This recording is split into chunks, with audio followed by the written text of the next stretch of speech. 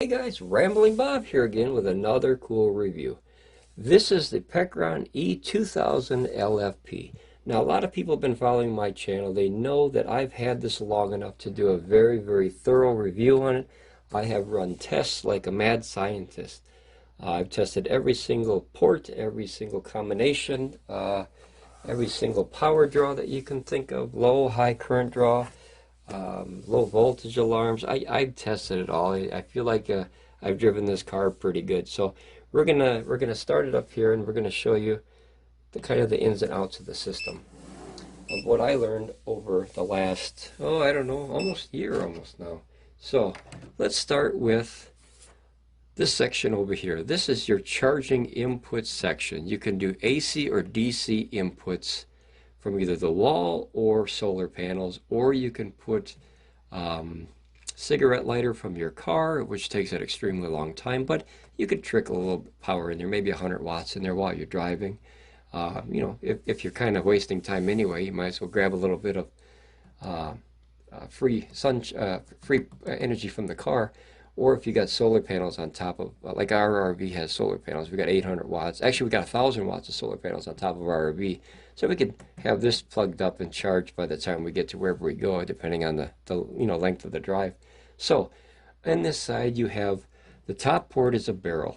So the barrel allows 12 volt to 18 volt at 100 watt max. So what that is basically is, you know how PECRON sells those little foldable solar panels? That's the most that you can put in here. But the bottom ones now, these are your main inputs, okay? These are aviation, 5-pin aviation ports. Each one, so it's proprietary plug, but they give you the cables. So this converts from the aviation cable over to MC4 cables, and you can convert that to anywhere. You can get that to, Anderson power pole, or basically whatever you have, you can convert it to. Very simple. Just talk to PECRON, and they can sell you a little adapter kits. So this one will allow anywhere between 32 volts and up to 95 volts. Now that's good because that means you can have a better chance of either building a little bit stronger of array or bigger panels. That's nice. If you get yourself a 450 watt panel, that voltage is going to be up there. So, if you parallel two of those together, you could pull in 800 watts a side. You'd be maxing out at 600, but I believe in over paneling. But that's nice. So it gives you a much wider array of voltage as far as an input.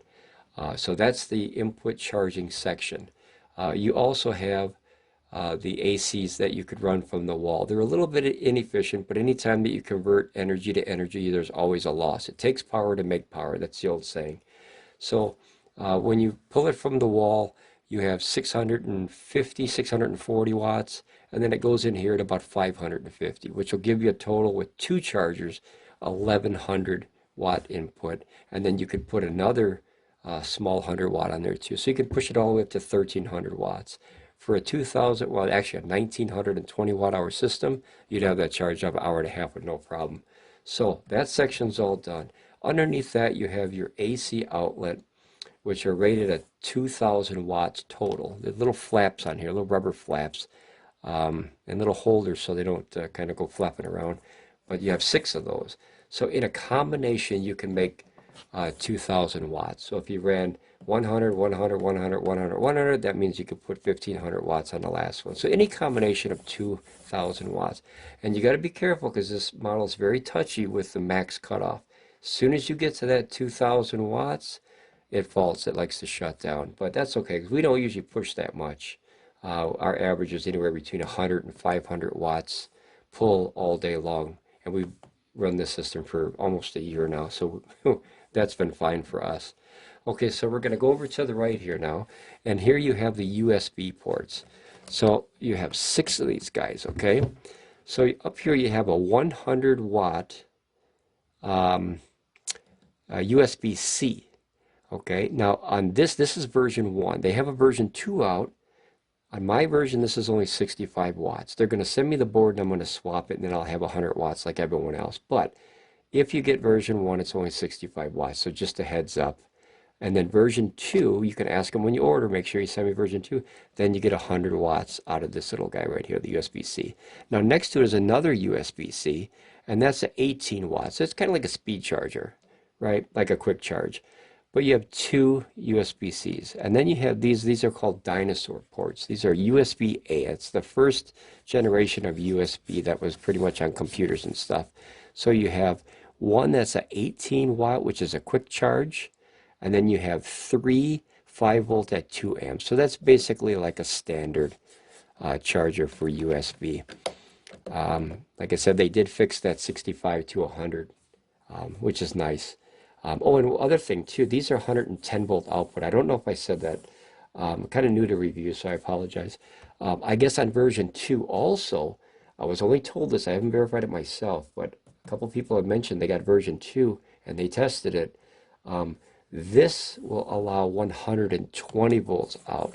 PECRON, huge upgrade. That's like a winning combination. The more voltage, the better, because when you start out low and you drop down, sometimes you get dangerously low to where everything heats up, or certain items don't like that and they don't run proper. So the proper voltage in the USA anyway is 120 volts.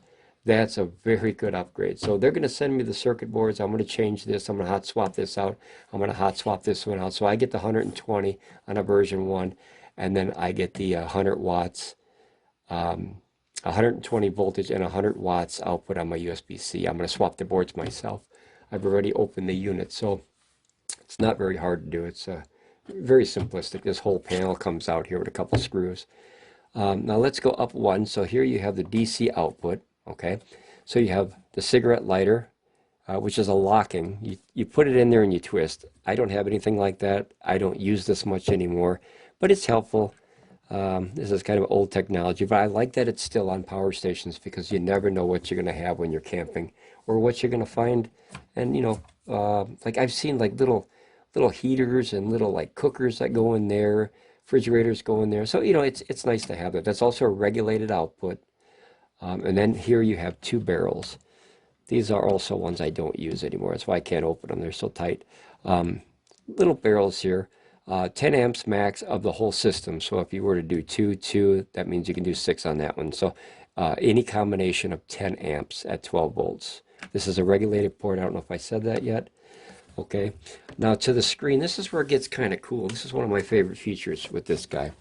So on the screen you have the battery, which basically shows you in increments of 20%. So you have 20, 40, 60, 81.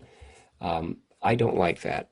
I never did. I like numbers. I like percentages. Percentages are very, very easy for the average folks just to look at it and say, oh, I have this much percentage left at this much time. Very good addition to this power station. They don't have it on the batteries, though. So I'd like them, maybe, possibly, I don't know if PECRON's listening, throw these on the batteries. I think that'll help people out a lot more, because the 25, 50, 75, 100, I don't like. It's like this. I'm not a fan of that. I never was. I like a number. So over here you have the little clock here. This is the hours remaining. Now notice it'll say 53.7 hours. I'm down to 10%. Look how long this will run for 2 days just idling here. This is a really, really efficient model. I was very surprised at the numbers I was pulling out of here. So now up here, this is the AC out. That's how much wattage we're using. Nothing's hooked up. There's no draw in the system right now at all. So you have to turn on the AC or the DC inverter to turn the system on. There's no standby. One of them has to be running. But even though that one of them is running, the vampiric draw on this model, it's really decent. So here you hold this down and then you turn on the DC. Okay. Now notice that's going to pull just a little bit, because now you have 2 inverters on. So it's pulling 3 watts. If this ran 3 watts an hour, look at the hours you get. This is almost 2 days still of both inverters on. That's awesome, because you don't want these to shut off, especially if it's an emergency, or if this sucker's running your fridge or your freezer or something. I have ours running 7.4 cubic foot fridge and a 5 cubic foot coffin style freezer. And it runs it like a champ. I have 8 different power stations. This is my favorite so far. I'm not a fan favorite. Whoever makes a good system, I will buy. I'm just telling you the pros and cons of what I've noticed of this system. So now inside here's little hidden options, okay, which is really cool. So if you hit this AC real quick, you notice that this pops up to voltage 25.2, which means it's really getting down there. When it gets to 22 volts, it automatically shuts the system down whether you want to or not, to save the battery cells from deteriorating over time or quickly. But that's nice because rather than having the percent, people that really, like to tinker with electronics, they don't like that. They like that because that's much more accurate. You're seeing the actual power that's in there and not a representation of what it thinks. This only looks at this and then gives you a percent. But I like this because this is true time of what the voltage is inside the system. And notice it's a tenth of a volt. So it doesn't guess. It goes down to a tenth of a volt. Very cool. Now if you hit the AC button one time quick, notice two more options come up. 110 volts is the output of these systems. Now remember I said on version 2, I haven't confirmed it yet, version 2 has 120 volt outputs. So I'll be doing my upgrade and then I'll be doing a re-review with all the upgrades that I did. Maybe I'll even show you how to do it. This is a power factor. Power factor is how efficiently it uses power when it takes it from a power source. So if you use like a heater, usually that's a 1.0. That's as high as you can get. Perfect power factor, brings out the power and uses it right away. Very efficient, no power loss. But these are three little meters that people didn't know that they were there. They're not listed in the manual, which I thought that was kind of weird. I don't know if they updated the manual now, but it wasn't in there when I first got it. I found it by accident. I'm going to show you one other thing real quick. Hopefully you won't have to do this. If you hold these both down, you'll see this wire flash. You hit that twice. Oh, it didn't work. So you hold this down. I didn't do it fast enough. So you hold these down, hit that twice, and notice that you have a whole menu that's completely hidden.